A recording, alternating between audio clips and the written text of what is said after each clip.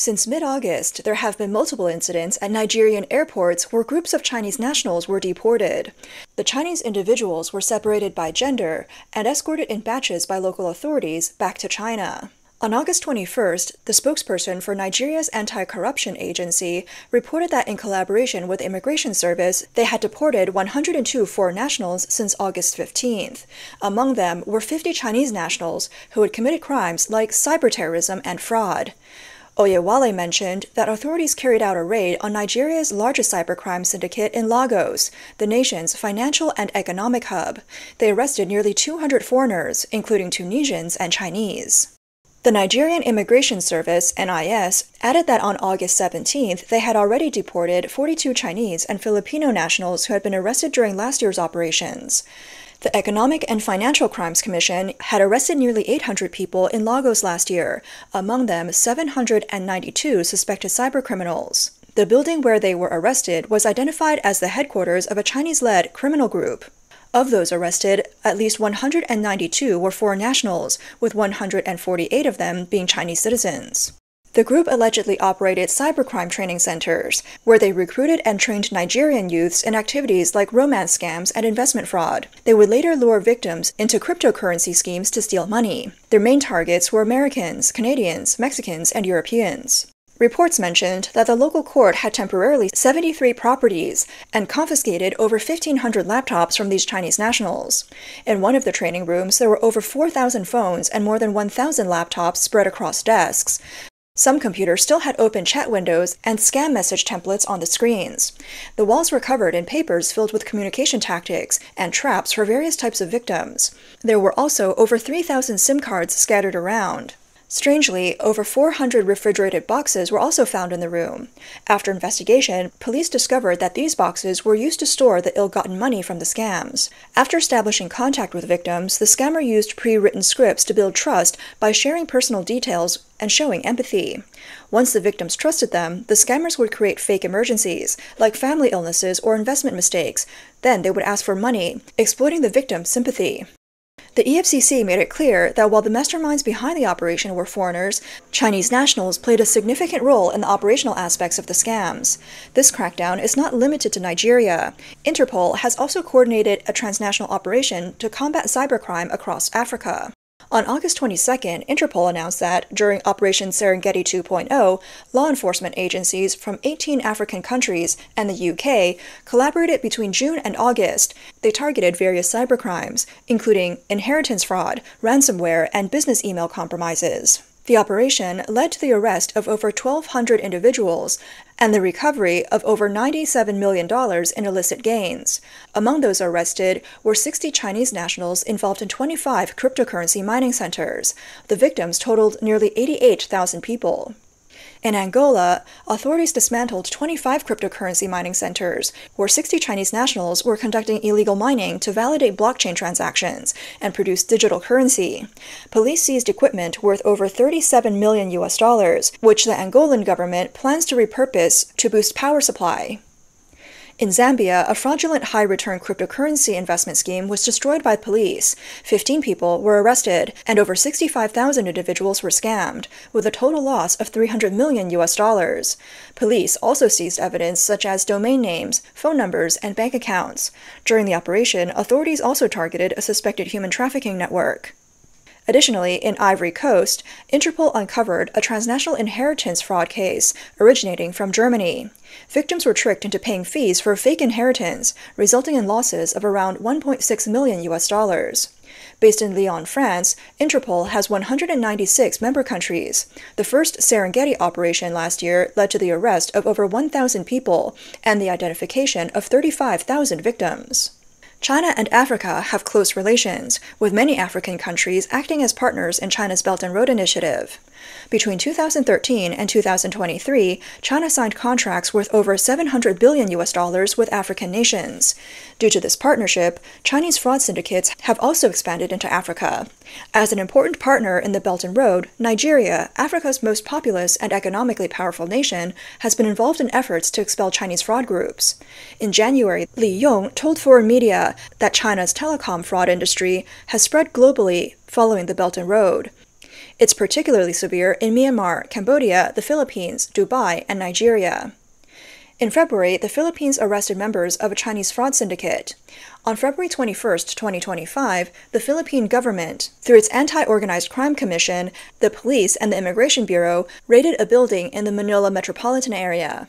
The building was suspected to be a hub for telecom fraud.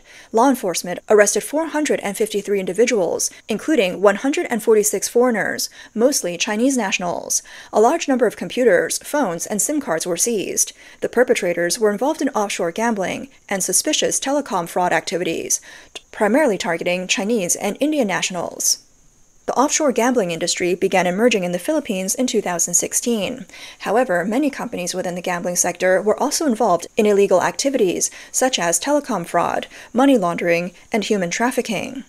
In response, Philippine President Ferdinand Marcos Jr. announced a ban on online gambling centers last year. However, the head of the Philippine Anti-Organized Crime National Commission told AFP that despite the ban, approximately 20,000 Chinese nationals continue to operate small-scale online fraud activities. In recent years, online scams have run rampant across Southeast Asia. Many of these scam centers are led by Chinese individuals, and many of the victims forced into telecom fraud are also Chinese. Andrew Fu, the Chinese community public relations representative for the Malaysian Humanitarian Organization, stated in February that according to intelligence reports, over 99% of scam syndicates are run by Chinese nationals, with Chinese people deceiving other Chinese people and even scamming the world. Malaysian media such as The Star reported in February that the Malaysian police arrested 12 Chinese nationals and 2 local men. The mastermind of the fraud syndicate was a Chinese national who had purchased 8 luxury apartments in Kuala Lumpur. These apartments served as a base for scamming Chinese victims. 14 individuals were arrested during a police raid. Ramli Yusuf of the Bukit Aman Commercial Crime Investigation Department said that Chinese fraud groups had moved from the Philippines to Malaysia, using the proceeds from scams to buy luxury apartments. Besides the mastermind, the police also arrested a financial manager, customer service personnel, and drivers involved in the operation. The crime syndicates used online chat rooms and social media to lure victims. They offered computers and designer bags as bait, convincing Chinese players to download apps and pay to access gaming platforms. Customer service would remotely solve technical issues, but when players paid additional fees to continue, they would find that they could no longer reach the fraud group and that their money was stolen. The police seized over 7 million Malaysian ringgit, as well as computers, passports, and a car. Syndicate members earned monthly salaries between 3,000 and 700 ringgit, between 700 and 1,650 US dollars. Under Malaysian law, if convicted in court, fraud syndicate members face imprisonment ranging from 1 to 10 years, along with caning or fines. This issue is not limited to developing countries. Similar cases involving Chinese fraud syndicates have occurred in developed Western countries, which we've discussed in previous videos. The new focus is on why these developing nations, especially African countries, are now taking action against these Chinese fraud groups. Of course, the economic interests of local citizens being harmed is a key reason, and it's a very straightforward one.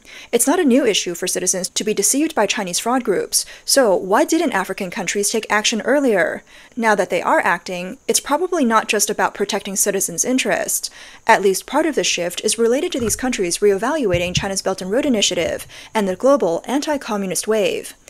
Niger is a great example. In March 2023, the authorities in Niger demanded that Chinese executives from the Soraz oil refinery, the China National Petroleum Corporation, and the West African Pipeline Company leave the country within 48 hours.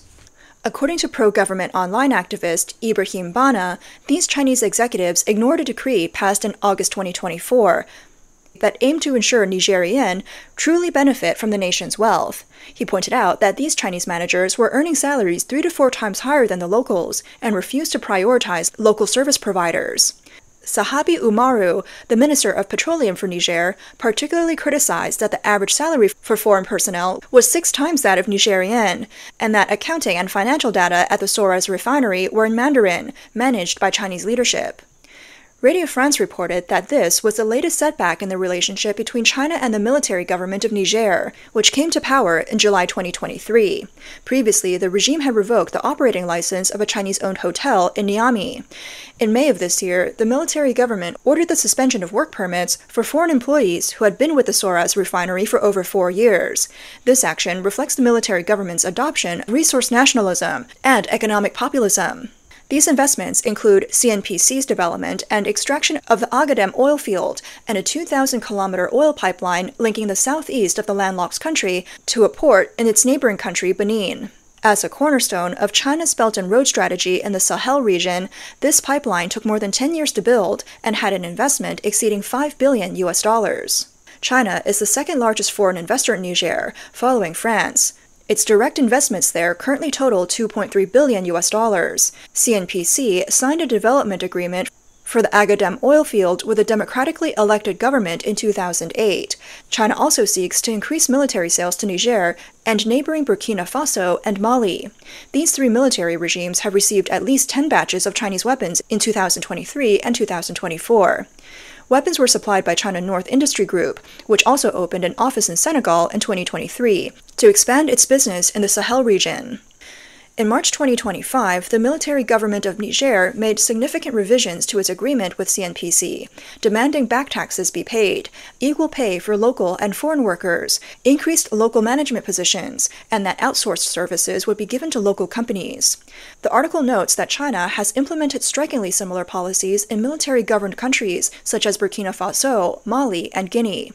However, in Mali, attacks on Chinese enterprises and citizens have become a regular occurrence, and the security risks have shifted from potential threats to actual dangers.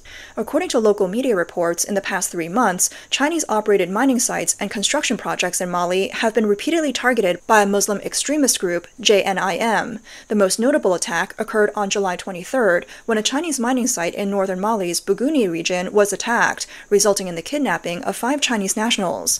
On July 1st, a cement factory in the Kayes region was also attacked by the same group. In that incident, 1 Chinese national was kidnapped. Additionally, in May and June, several Chinese-operated mining sites and highway construction sites were attacked, with vehicles burned and Chinese citizens kidnapped. On July 29th, in Angola, demonstrators attacked gas stations, supermarkets, bank branches, and Chinese-owned shops. Several Chinese supermarkets and electronics stores were looted, with thieves using knives or sticks to force open locks and rob the stores in just seconds. Some criminals even scaled fences in the backyards of stores to enter storage rooms and steal large quantities of food and everyday items. The article suggests that the Chinese Communist Party faces the risk of being expelled from Africa. In other words, these African nations are turning against the Chinese because of the CCP. The so-called China-Africa cooperation has not only led to trade imbalances, but also soaring debt levels. For example, Kenya owes over $6 billion to China. Most of this debt was used to fund the construction of the 700-kilometer standard gauge railway between Mombasa and Nairobi. The railway is built by China. Initially, Chinese designers promised the railway would pay for itself, but this promise was not fulfilled, leading to the Kenyan government bearing the debt. Amounted to 67% of its GDP, nearly 50% higher than when Kenya signed onto the Belt and Road Initiative a decade ago. Djibouti owes China around $1.4 billion, about 45% of the country's GDP. Angola's debt to China exceeds $19 billion, accounting for 49% of the country's outstanding government debt. The collapse of funding chains has led to a surge of unfinished projects across Africa.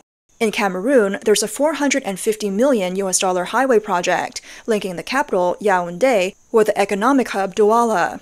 It started in 2012 and has been stalled since 2019 due to the Chinese Export-Import Bank halting loan disbursements. In Nigeria, a light rail project in the capital, Abuja, costing $823 million, seems to have been abandoned. Nigeria spends $50 million annually just to repay loans for the project. With such dire outcomes, it's hard for the people of these countries not to question whether there are issues with the Belt and Road Initiative. The anger directed at Chinese nationals in these countries is a form of frustration. Similarly, the actions of local police targeting Chinese fraud groups and corporate executives may be a result of growing awakening. It's likely that in the future, more African countries will rise up and demand the expulsion of the CCP.